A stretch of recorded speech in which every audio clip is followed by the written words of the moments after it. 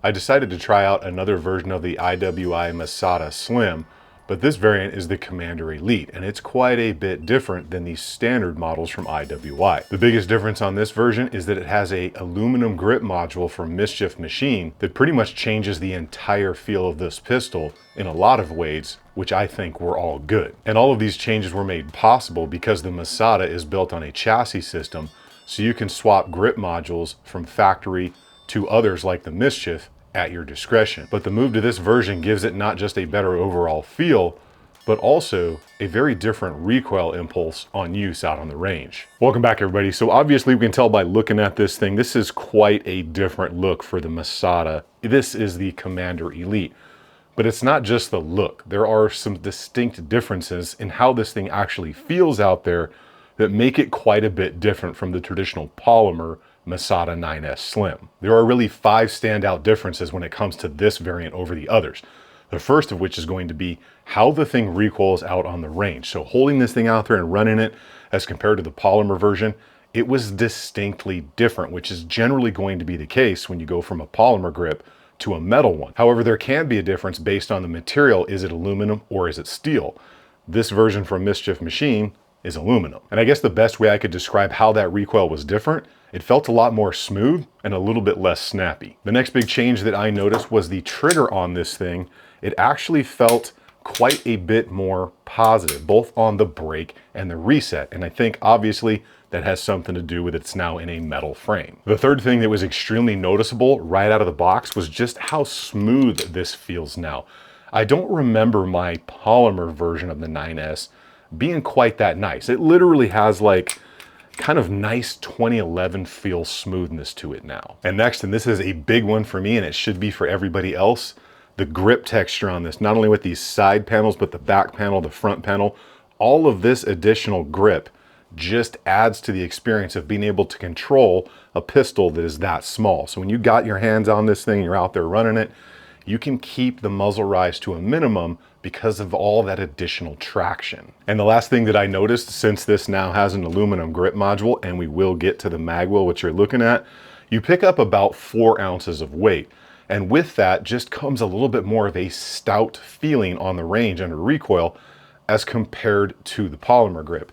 It feels a little bit more solid, I guess you could say. Now, if you don't know who Mischief Machine is, they make the actual grip module, right? So the lower portion and then the internal trigger mechanisms and everything drops right into that, which is very cool. And they've become very popular over the past few years. Well, the cool thing with that is that IWI teamed up with Mischief Machine and gives you all of this right in a factory package instead of having to buy the pistol and then add that module later, which is quite expensive. Now, if you are not exactly familiar with what the IWI 9 Slim, specifically this Commander Elite is, it is a striker fired pistol based on a chassis system in 9mm, and this variant obviously has that Mischief Machine aluminum grip module.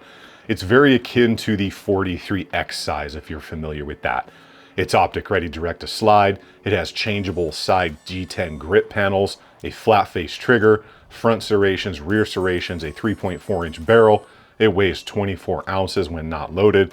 And it comes with metal white dot sights that are actually usable when you have your optic installed, which is how they all should be, but some people still just can't get that right. And as you can see here on mine, I have paired it up with the Vortex Defender CCW in the flat dark earth color. It's 3 MOA, and you can see that those sights are still peeking over that optic, so they're usable should you ever need to default to the iron sights.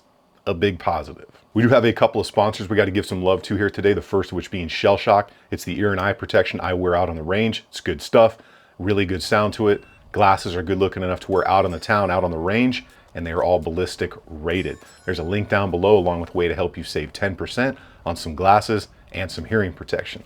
Also, if you need to outfit your AR with a new grip or a little foregrip action out there, or maybe a little +2 action for your Gen 3 PMags, Difrico has all of those options out there. I've been running that stuff for the past several months. I'll have all that information over at the build list for you, link down below, and I'll put a QR code right up here for you. Well, now that we know what the pistol is, let's discuss the grip module from Mischief Machine specifically. So it's all aluminum, G10 grip panels on the back and on both sides here. They are changeable. It does take the Masada mags and CZ75 mags, just so you know that. and I did test my CZ Shadow Carry Mag in there. They work just fine. So beautifully contoured here, nice high area to get your hand up in. You got a single undercut here on the trigger guard. Great texture on the front strap, which is native to that aluminum frame. G10 panel back here. All of this texture is very nice, and it is pretty high up on both sides. So as you're grabbing the pistol like this, you're gonna have a lot of additional meat on those textured areas to help you control the recoil impulse. The rest of this grip module is just extremely well done. It's very nicely chamfered around the trigger guard area all around here. It's a generously long trigger guard so you can get your longer fingers in there without snapping off the front of the trigger guard. Multi-slot accessory rail right there. Texture points on both sides up front. Matches the contour of the front of the slide very well, both in the serrations and how it's chamfer cut here. Just overall very well done. The machine work here is definitely top notch. Now I know a lot of you were looking at that magwell, right? I'm a huge fan of magwells and I love them on pistols because one, it helps larger hands get a really good grip, but also, as you saw, really helps get those magazines in there, especially on smaller pistols if you got bigger hands. A little bit more tedious when working with something this small for us larger handed fellows. That doesn't come with it from the factory. That is an option from Mischief Machine. So if you're into that, you definitely can get it from them. One thing I will let you know though, the flush fit mag right here does sink up in there quite a bit. So if you're doing magazine exchanges, you really kind of got to get the meat up in there to get that in there, as compared to the extended mag that just goes in there and fits in there quite nicely with a little bit of it poking up for magazine exchanges. But these extensions are also available from IWI, and I think they're like $9. It's really not expensive. The performance on this pistol is actually quite nice. The difference with that aluminum grip, the angles, the texture on this thing, and just how smooth it was definitely an upgrade over the polymer model, at least in my opinion. It was extremely smooth, the recoil was very controllable out there, and it had no issues cycling any ammunition type out there in the range.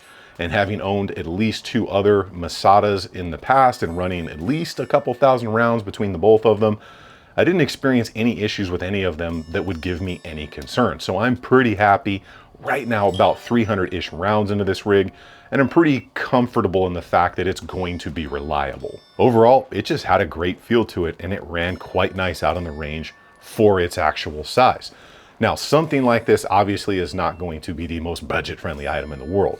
But when we talk about this compared to a lot of other things out there in the market with this custom lower grip module and everything, optics ready, all the good stuff we talked about, coming in right around 780 galactic notes, that's not bad, because if you buy a Masada, the grip module alone from Mischief is about $350. So getting it all in a package from the manufacturer for that cost factor is really not bad at all. So there is definitely a lot of good stuff there, especially for the cost factor, but we all know that nobody gets a free pass. So is there anything I feel that could be improved on the Masada?